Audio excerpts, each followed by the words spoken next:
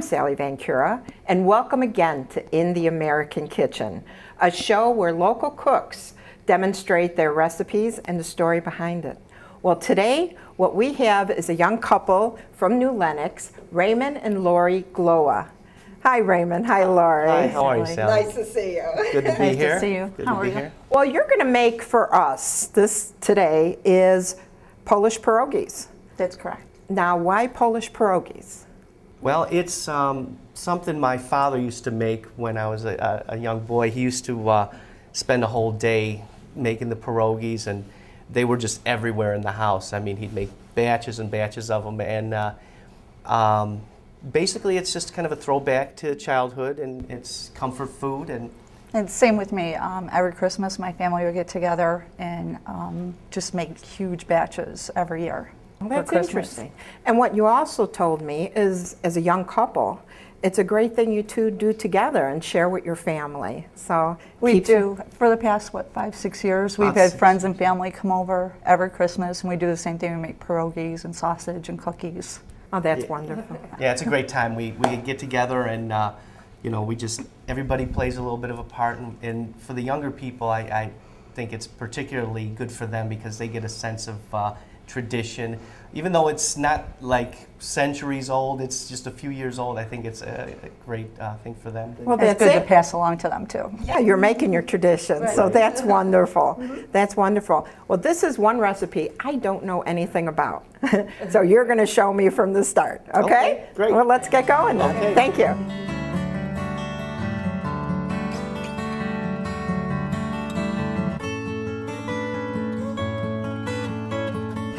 Let's prepare the dough now. Raymond, if you want to put it together, and Lori, you're going to work the mixer, I'll be right? mixing. You got it. I'll explain what we're doing. The first thing you want to do is to get the wet ingredients into the bowl, and that is the sour cream, which is 16 ounces. So we have 2 cups of sour cream going in. Yep. We're going to add 2 eggs plus 1 yolk.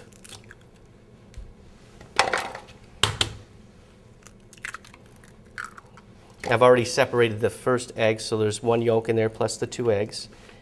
About a tablespoon of butter. 2 tablespoons. 2 tablespoons of butter. And 2 tablespoons of olive oil. And I just usually eyeball that, 1, 2, and... Now you use olive oil versus vegetable oil. Yeah, I don't think it makes a big difference, but I think it does add a little bit of flavor because of the richness of the olive oil. Okay. A couple of tablespoons of salt. And then we get that kind of incorporated, and we'll be introducing 5 cups of flour into that as we go along here. Wait. 1 second. Okay. And incorporate. Okay. So we slowly add the flour into there.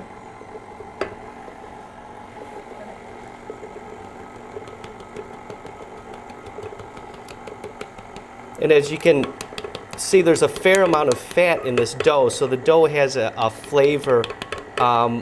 It's not just like a pizza dough, but it has a bit of flavor, and you know, due to the sour cream and the butter and the fat content. So it serves not just as a vehicle for the fillings, but it actually is a flavor component. Yeah, it adds to the flavor. Okay, now we got the 5 cups of flour. And you did that pretty good without I guess. splattering Yeah, too much. I was expecting that to be half on the counter. Okay, you incorporate that for a while until it tightens up a little bit. Okay. And that looks about right. Yeah. Let's see what we look like here. I need a spoon. Where's that other Oh, spoon? Basically, what you have there is what it almost appears to be like a bread dough. It's pretty dense, and it's ready to be worked with at this point. What I usually do is get some flour on the hands, throw a little into the vessel here, and then work that a little bit, and then we lay it out on our surface. Ready? Okay. Okay, let's get ready. Alrighty.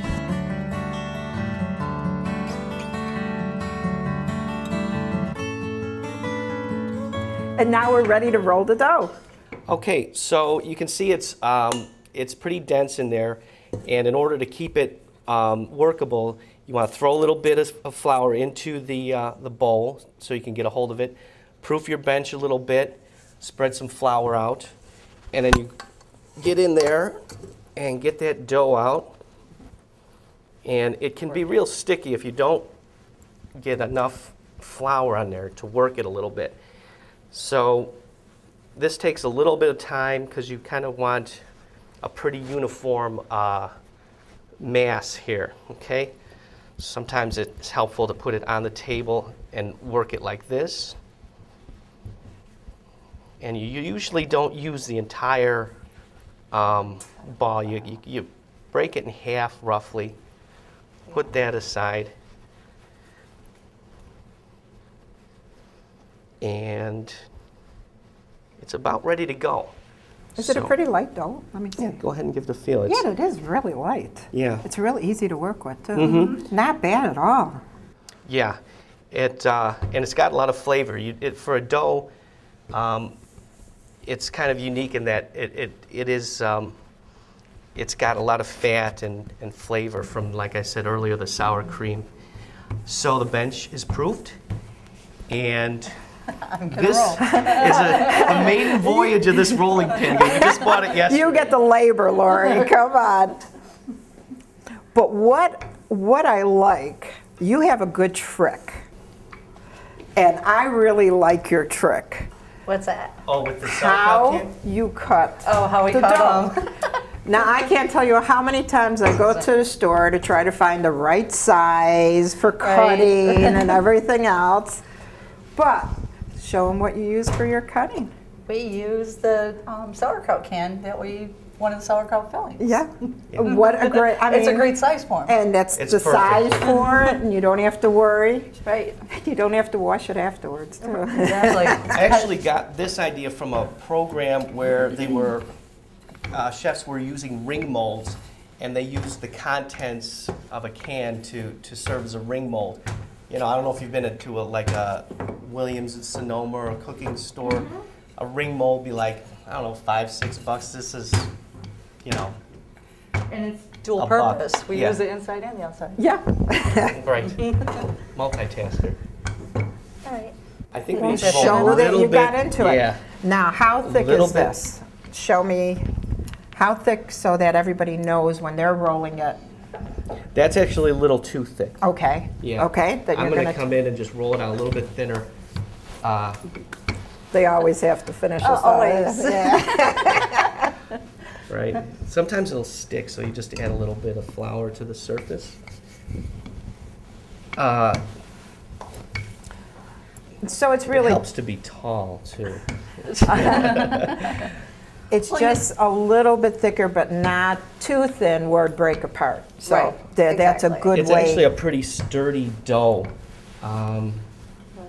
Yeah, I know. I'm trying to get. That's why I said it's good to be tall because you can roll out further away from you. I want to say it's about this is just an estimate, like 1/8 of an inch thick, maybe. Okay. You don't want it real thick because Then they'll fall apart in the pot. Yeah. they'll fall apart in the pot and they'll be. And just- even if they're falling apart while you're rolling it, you know it's too thin. Right. Right, Okay, right. good. So I think that's about the right thickness. This leading edge here, if you were, making a big batch, you would just spread that all the way out. And Okay. I think we're about ready to start making the rounds. Okay. You ready? Yep, go ahead. Try to keep them nice and close so you can maximize the amount of rounds you get out of each Press. press. Keep them nice and close. And I'm just going to see how easy we're going to lift. Sure. That's easy enough. Right. We're going to put some over here because we will be doing the filling. Yep.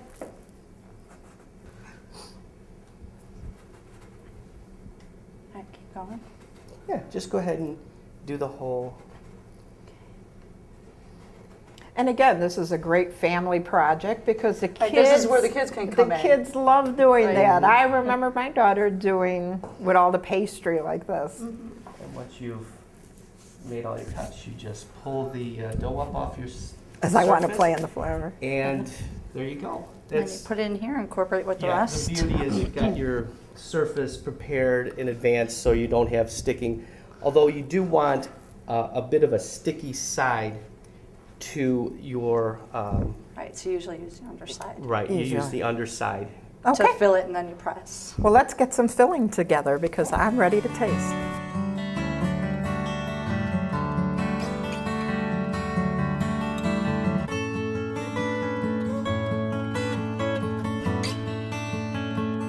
And now we're ready for our fillings. Would you like to try the potato one first? Oh, yes. I want to tell Sally what's in the potato. Okay, well, my favorite filling for these pierogies is a potato filling.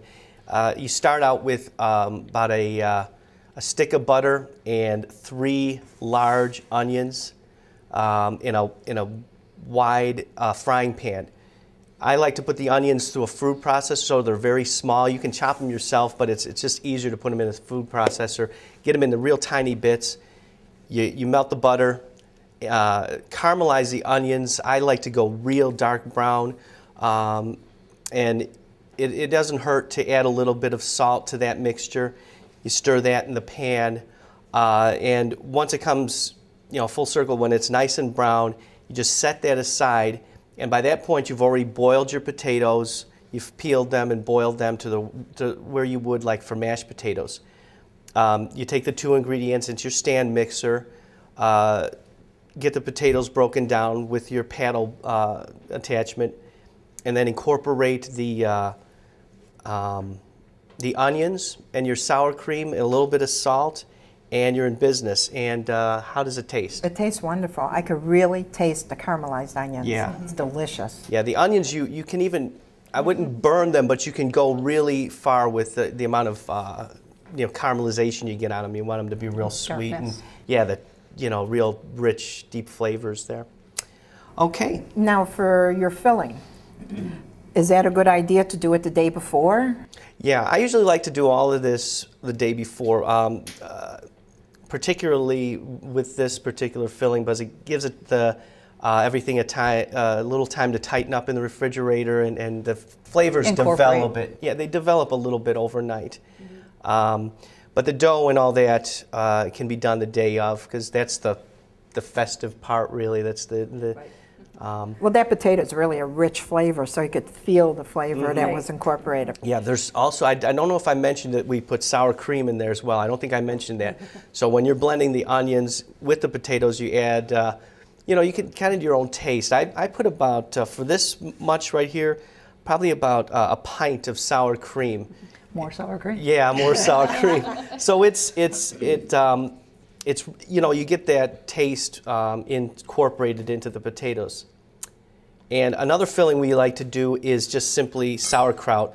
You introduce that into your colander, and you can apply pressure to it to drain as much of the moisture off as you can. Yeah, it's better to have it drier, because when you go to boil them, you risk having them fall apart in the water. Okay. Yeah, because what happens is the surface that's supposed to be tacky, the moisture will get in there, and it'll keep them from adhering to each other. Now, do you do anything special, or could you do anything additional to that? You could brown some bacon, cook it real, long time to where it's nice and crispy. Crumble that up and mix that into your sauerkraut. That'd really enhance the flavor. We didn't have time to do that for this particular purpose, but that's a great idea. But then again, you also have to make sure it's dry, not too much oil on it, because it will make the dough fall apart. Right, yeah. Exactly. Perfect. Drain Okay. the bacon really well. So, Show us some assembly here. okay, honey, you want to go ahead and start? All right, I'm going to start with the potato. You just take a little dollop, put it right in the middle without breaking the dough. And just take it, fold it apart. Give it a real good pinch all along the sides.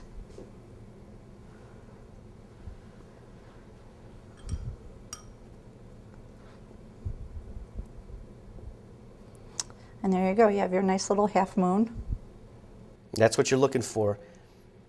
And just lay it out on the tea towel. Lay it on a tea towel. They'll sit there for a while, because with a batch this size, you could, I don't know, when this bowl is full, you could probably make close to about 100? About 100 of them, and that takes a while to do that many. Right. And consequently, you know, you're going to have drying time on the bench and on the tea towels, which actually helps.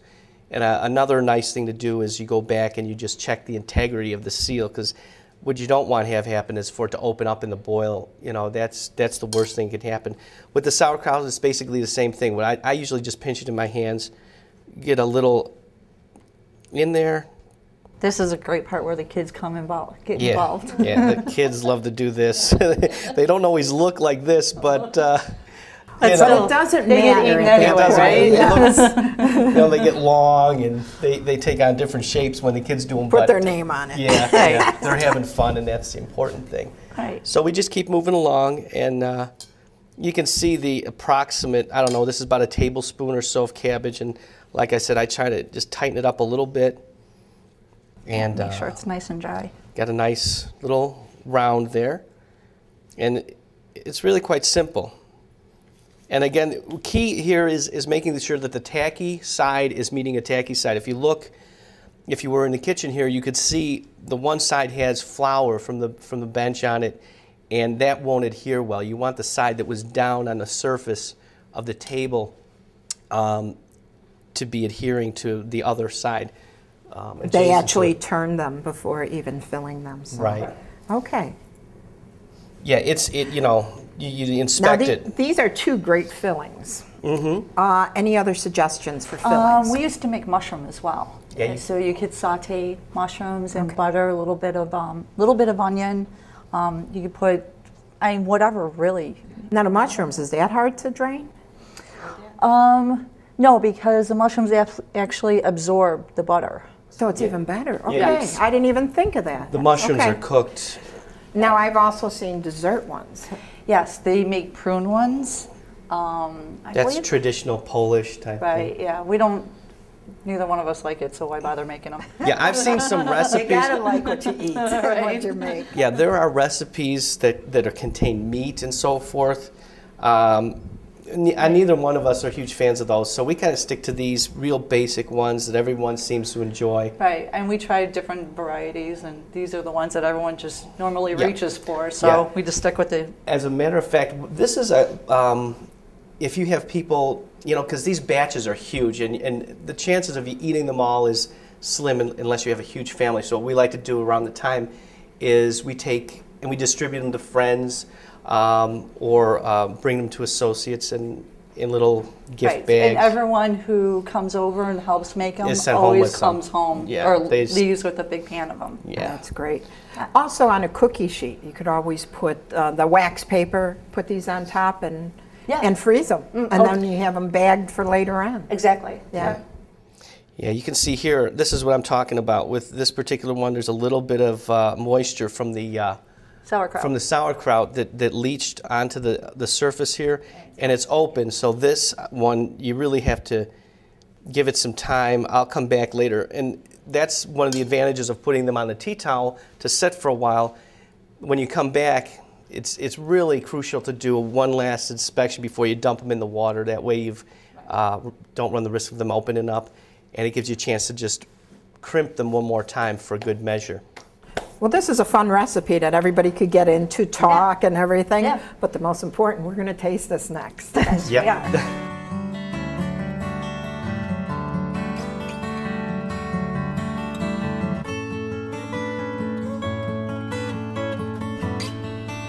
Well, now that we're filled and assembled, what are we going to do next?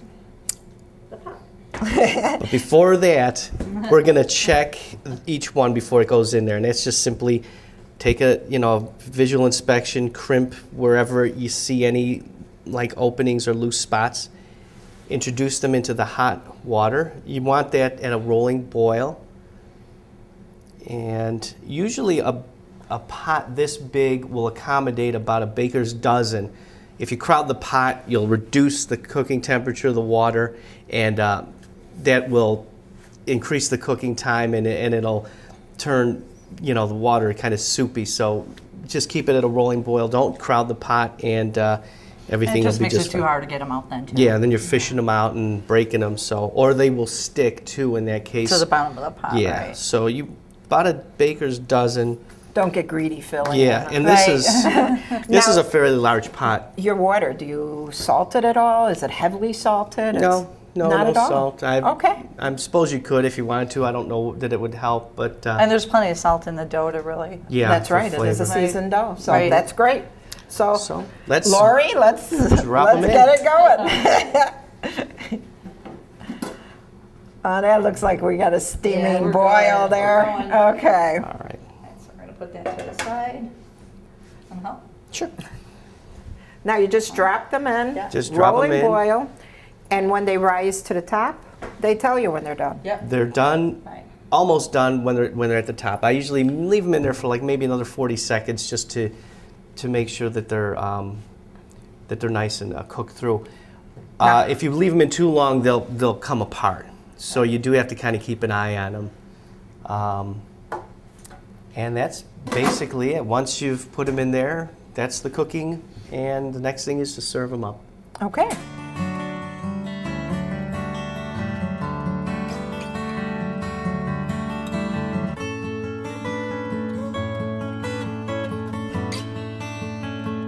And here is the finished dish.